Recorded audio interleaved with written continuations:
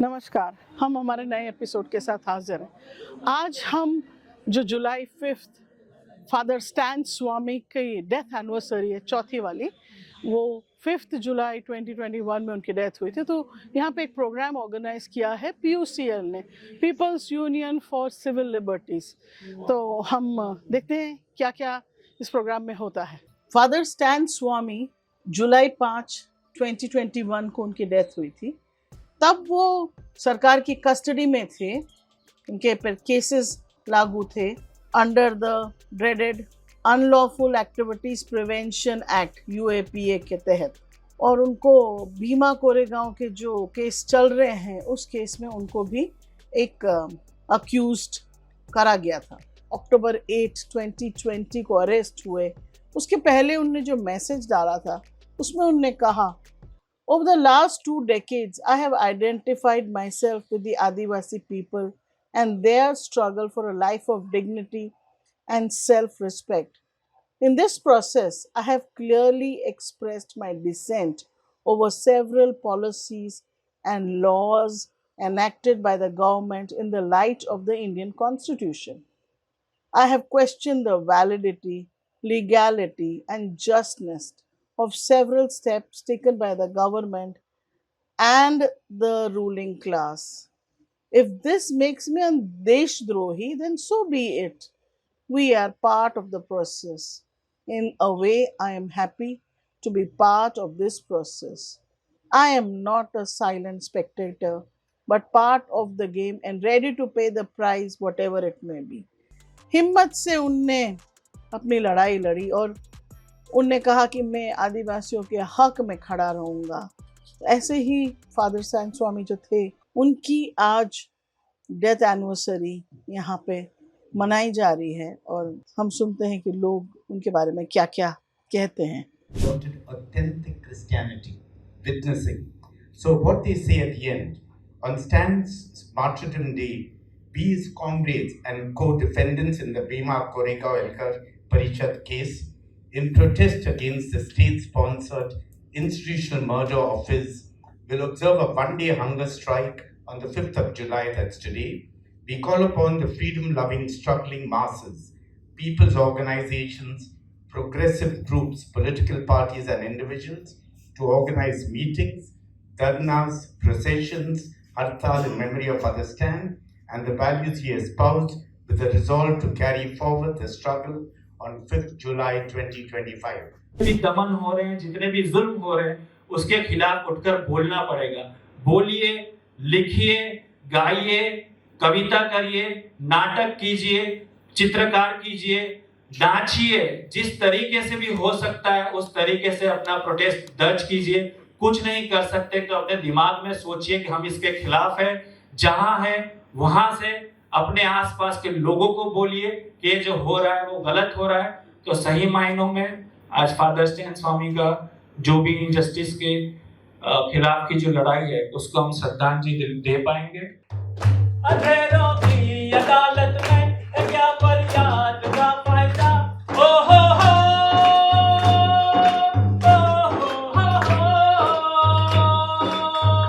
अंधेरों की अदालत में क्या फरियाद का फायदा, तू कर संग्राम है साथी कि जब तक रात बाकी है मशाले लेकर चलना, ओ हो मशाले लेकर चलना कि जब तक रात बाकी है, संभल कर हर कदम रखना कि जब तक रात बाकी है मशाले लेकर चलना। Please tell us a little bit about this program you had today. Yeah, today we had a kind of a Shraddhanjali, a memorial service for Father Stan Swami. On this day in 2021, he died. He died in a hospital in Bombay, but we are convinced it was institutional murder. So this year is spent very specially because many of his comrades who are still languishing in jail, some of them have some of them on bail. They have sent a long letter, both in Hindi and English, asking for an appeal that we fight for the rights, not only of Father Stan Swami, but all those who are illegally incarcerated. So that's why we had a Shraddhanjali. We had a keynote by the Dean of the Ahmedabad University, Dr. Raghu Ragharajan. We had a very well-known advocate from the Gujarat High Court, Advocate Josefa Ujeni, speaking about political prisoners. There were other floral preludes. We had a group singing protest songs. So it was a one-hour program, a very meaningful, and we had more than 100 people here from all walks of life who had come together to pay our tribute to Father Stan Swami and to try to see in what way we can walk in his footsteps. आज father Stan स्वामी का जो martyr day के तौर से हम यहाँ पर उसको याद करने के लिए आए थे, और उनकी जो बात है कि जो इनजस्टिस के खिलाफ की उनकी जो लड़ाई है वो लड़ाई आगे जारी रहे, और उनकी जो बात थी उसको आगे बढ़ाते हुए जितने भी देश भर में पॉलिटिकल प्रिजनर्स हैं, हाँ। उनको आज भी जो जेलों में बंद है उनकी रिहाई की मांग करने के लिए, और साथ ही साथ फादर स्टैन स्वामी भी निर्दोष व्यक्ति थे, वो भी कोर्ट में बरी हों, भले ही वो गुजर गए, लेकिन उस मांग के साथ हम यहाँ पे इकट्ठा हुए। आप दूसरे लोगों की बात कर रहे थे, दोस्त जो इनकार्सरेटेड अभी तक हैं, उसके बारे में कुछ कहना चाहेंगे? वो सारे लोग जो यही कहना चाहते हैं, मतलब कि उन सबको जल्द से जल्द रिहा किया जाए, क्योंकि उन पे झूठे मुकदमा जिस तरीके से डाले गए हैं और उनकी बेल बार बार रिजेक्ट हो रही है, ट्रायल नहीं चल रहे हैं, जो कि कोर्ट ने ये कहा है कि bail is the rule and jail is exception. तो ये जो प्रेसिडेंट है तो उसको मानना चाहिए, और कोर्टों को जल्द से जल्द संज्ञान लेना चाहिए कि उनकी सुनवाई हो और पता चले, क्योंकि वो सुनवाई नहीं होगी तब तक पता नहीं चलेगा वो लोग बेकसूर है, और वो तब जब तक सुनवाई शुरू हो और उनको जमानत तुरंत से तुरंत मिलनी चाहिए, और उनको रिहाई के लिए भी हम मांग करते हैं। ये प्रोग्राम में आप क्या कहना चाह रहे थे? ये है कि हम फादर स्टैन स्वामी एक भारतीय नागरिक थे, जेसुइट प्रीस्ट थे, और वो इस देश के लोगों के लिए उन जो गरीब हैं, आदिवासी हैं, दलित हैं, उनके साथ वो रहे और उनके लड़ाई वो उनके साथ लड़े। वो तमिलनाडु से आए थे, पर उन्होंने अपना कर्मभूमि झारखंड बनाया, और वहाँ जब वहाँ के समस्या को समझने लगे तो उन्होंने अपना आवाज उठाना शुरू किया। काफी मुद्दे हैं वहाँ। एक है कि जल, जंगल और जमीन। जब आप जमीन की बात करते हैं, अलग अलग कंपनी चाहते हैं कि वो वहाँ का जमीन कब्जा कर ले अपने इंडस्ट्री के लिए, वो वुड के लिए वगैरह वगैरह, और वहाँ के लोग उसके खिलाफ हैं, और फादर स्टैन स्वामी ने उनके साथ वो खड़े होके उनके साथ उनकी लड़ाई लड़ी। दूसरा था कि उस एरिया में बहुत से लोगों को हमारे देश के जो एंटी टेरर लॉज हैं उसके आधार पर बहुत से लोगों को जेल में डाला था, और वो सालों से वहाँ थे। उनकी कोई केस नहीं चल रही थी, और उन्होंने उनकी जो परिस्थिति है पूरे देश में वो फैलाया कि ये भी हो रहा है हमारे देश में। हम एक डेमोक्रेटिक नेशन है, इसका मतलब है हर नागरिक के कोई हक होते हैं। हम एक इम्परफेक्ट डेमोक्रेसी है, कोई भी डेमोक्रेसी परफेक्ट नहीं हो सकती है, पर ये जो चीज है ये नहीं होना चाहिए। इतने सालों के बाद, इंडिपेंडेंस के बाद, और इसके लिए वो लड़े थे। वो 30 साल से ज्यादा झारखंड में रहे और उस एरिया में रहे, और वो अन्याय के खिलाफ लड़ते रहे, और अंत में क्या हुआ कि उन्हीं पर केस लगा।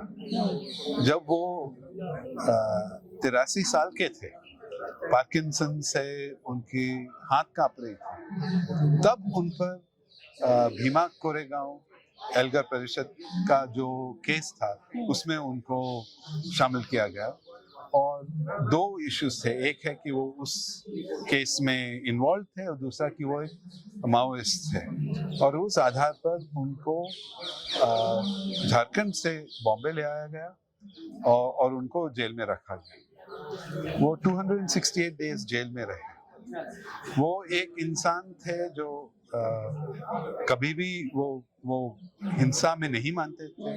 वो लोगों के हक में मानते थे, वो उनके लिए लड़ने के लिए तैयार थे, पर कभी उन्होंने हिंसा की रास्ता नहीं अपनाया था, उसमें वो नहीं मानते थे, फिर भी वो जेल गए। और बाद में कुछ इन्वेस्टिगेशन के बाद मालूम पड़ा, एक विदेशी ऑर्गेनाइजेशन ने उनके कंप्यूटर का फोरेंसिक इन्वेस्टिगेशन किया और वो कंपनी का नाम है आर्सेनल कंसल्टिंग, और उनके मुताबिक जो एविडेंस जो स्टेट बोल रही थी, सरकार बोल रही थी कि ये है एविडेंस उनके खिलाफ, वो उनके मुताबिक, ये कंपनी के मुताबिक ये प्लांटेड है, कोई हैकर ने उसमें डाला था। तो उनके खिलाफ वैसे हम मानते हैं कि कोई केस नहीं था। वो एक बात, पर ये जब निकला तब तक फादर स्टैन स्वामी गुजर गए थे। बार बार बेल का जो पिटिशन किया गया था वो रिजेक्ट हुआ, और अंत में जब उनकी तबीयत बहुत खराब हो गई थी मई 2021 में, बॉम्बे हाई कोर्ट ने कहा कि उनको प्राइवेट हॉस्पिटल आप दाखिल कर सकते हो, पर वहाँ 5 जुलाई को वो गुजर गई। हम उनकी जीवन का जो मैसेज है कि हमें इस देश के लोगों जो जिनके हक छीने जाते हैं, हमें उनके साथ खड़ा रहना चाहिए।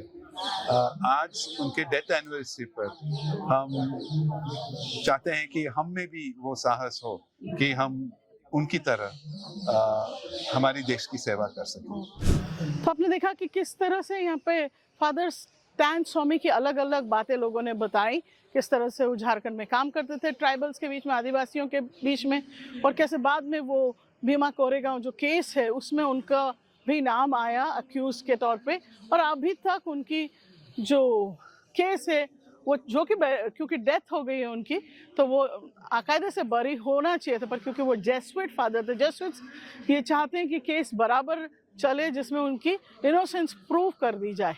तो आपने देखा, आपको क्या लगा?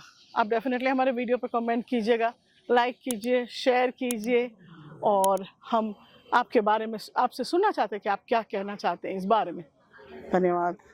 वो हमारे गीत क्यों रोकना चाहते हैं, वो हमारे गीत क्यों रोकना चाहते हैं, खामोशी तोड़ो वक्त आ गया, खामोशी तोड़ो वक्त आ गया।